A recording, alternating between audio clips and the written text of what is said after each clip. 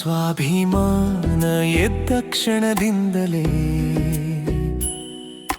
ಬದುಕಿಗೆ ಹೊಸ ಪರಿಚಯ. ತಲೆ ಬಗ್ಗಿ ನಡೆದ ಕಾಲದಿಂದ ದೂರ ಅರಿವಿನ ಹೆಜ್ಜೆ ತೆಗೆದಾಗಲೇ ಹುಟ್ಟುತ್ತದೆ ಹೋರಾಟದ ವಿಜಯ.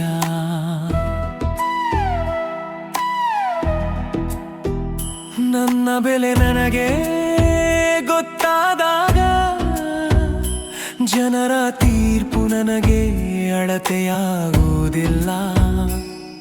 ಅನ್ಯಾಯ ಮೂರ್ತಿಯಾಗಿದ್ದರೆ ಮೌನ ನನ್ನ ಪಾತ್ರವಲ್ಲ.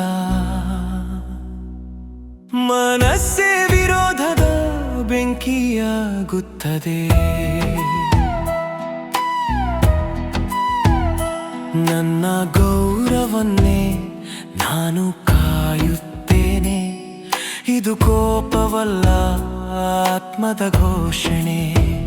ಸ್ವಲ್ಪ ಭಯದಿಂದ ಬದುಕು ಕುಗ್ಗಿದರೆ ಅರಿವಿನ ಶಕ್ತಿಯಿಂದಲೇ ವೃದ್ಧಿಸುತ್ತದೆ ಹೋರಾಟದ ಹೊಣೆ. ಮನುಷ್ಯನಾಗಿರುವುದು ಜನ್ಮದಿಂದಲ್ಲ, ಆತ್ಮಗೌರವ ಅರಿತು ನಡೆದಾಗ ನನ್ನ ಸಾವು ಕೂಡ ಅಂತ್ಯವಲ್ಲ. ಸ್ವಾಭಿಮಾನದ ಬೀಜ ಬಿತ್ತಿದರೆ ಅದು ಸಮಾಜ ಬದುಕಿನ ಬೆಳಕಾಗುತ್ತದೆ.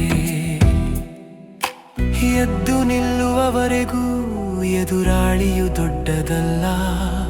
ತನ್ನನ್ನೇ ಜಯಿಸಿದವನೇ ಇತಿಹಾಸ ಬರೆದವನು. ಅಂಬೇಡ್ಕರ್ ತತ್ವ ಹೇಳುತ್ತದೆ,